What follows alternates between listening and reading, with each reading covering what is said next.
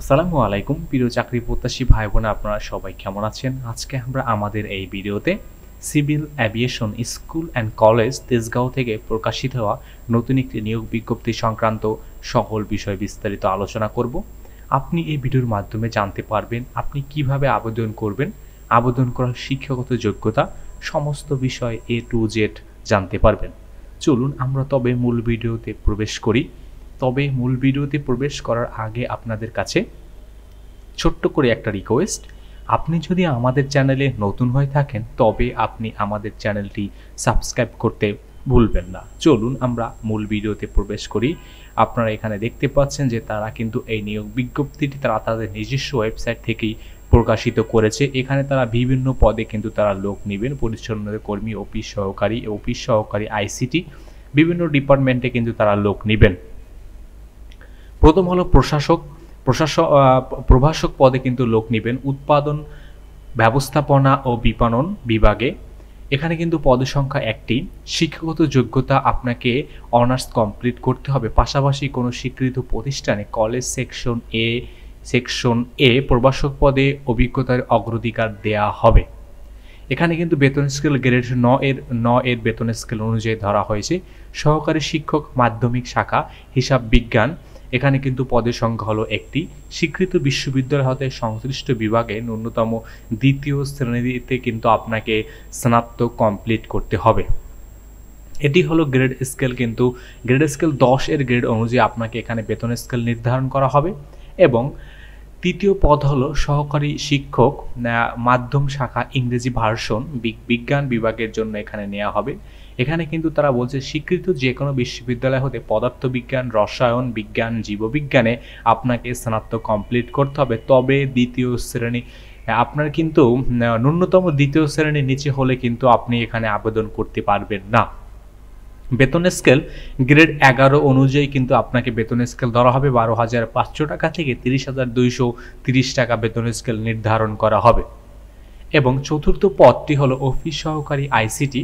এখানে আবেদন করার জন্য আপনার কিন্তু বাংলাদেশের কারিগরি শিক্ষা বোর্ড হতে 3 বছর মেয়াদী কম্পিউটার ডিপ্লোমা, শিক্ষা বোর্ড হতে কম্পিউটার তথ্য ও যোগাযোগ প্রযুক্তি বিষয় সহ বিজ্ঞান বিভাগে SSC সমমান pass, MS office, trouble shooting, graphics design, computer দক্ষতা ও বাংলা এবং ইংরেজিতে কিন্তু আপনাকে অবশ্যই ভালো দক্ষতা থাকতে হবে।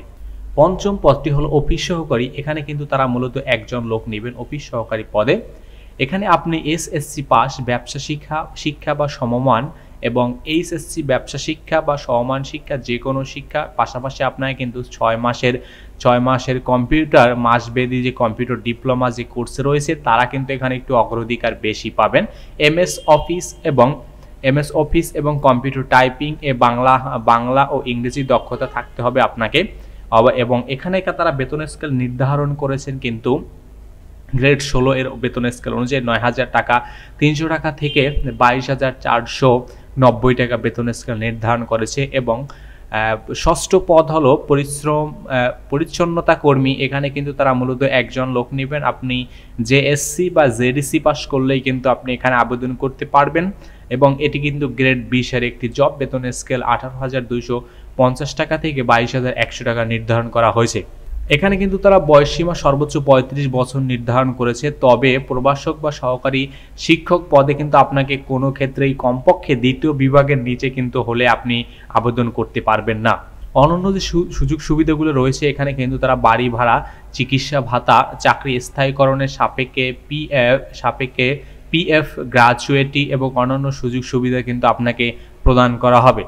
আবেদনের তারিখ আপনারা 19 সেপ্টেম্বর 2024 তারিখ থেকে 19 অক্টোবর 2024 তারিখ এর মধ্যে কিন্তু আপনি আবেদন করতে পারবেন। আবেদনটা কিন্তু আপনাকে অনলাইনের মাধ্যমে আবেদন করতে হবে। এবং আপনার কিন্তু বিভিন্ন ছবি বা এখানে যে ছবি বা যে আপনার স্বাক্ষর স্ক্যান করতে হবে।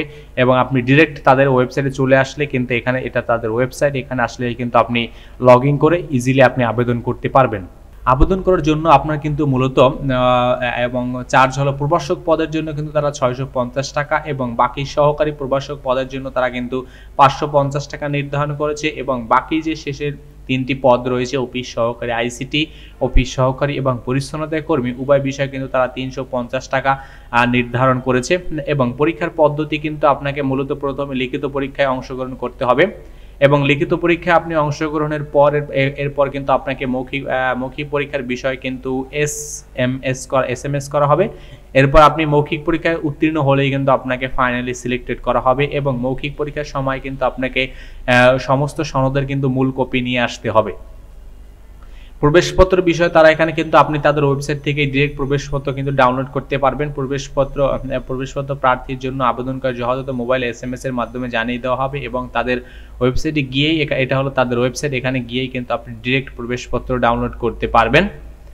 এবং কিছু শর্তাবলী এখানে রয়েছে, যেমন চাকরিতে যোগদানের 1 বছরের মধ্যে স্বেচ্ছায় চাকরি হতে অব্যাহতি নেওয়া যাবে না এবং প্রার্থীকে উল্লিখিত পরীক্ষায় অংশগ্রহণের জন্য কোনো প্রকার টিএ এবং ডিএ প্রদান করা হবে না। কোনো কারণ দর্শানো ব্যতীত কর্তৃপক্ষ যে কোনো আবেদনপত্র বাতিল এবং নিয়োগ কার্যক্রম পরিবর্তন, সংশোধন ও বাতিল করার অধিকার সংরক্ষণ করেন এবং যে কোনো ধরনের সুপারিশ প্রার্থীর অযোগ্যতা বলে বিবেচিত হবে। এই ছিল আসলে পুরো ওভারঅল সার্কুলারটি, যেটা আসলে প্রকাশিত করা হয়েছে civil aviation school and college থেকে।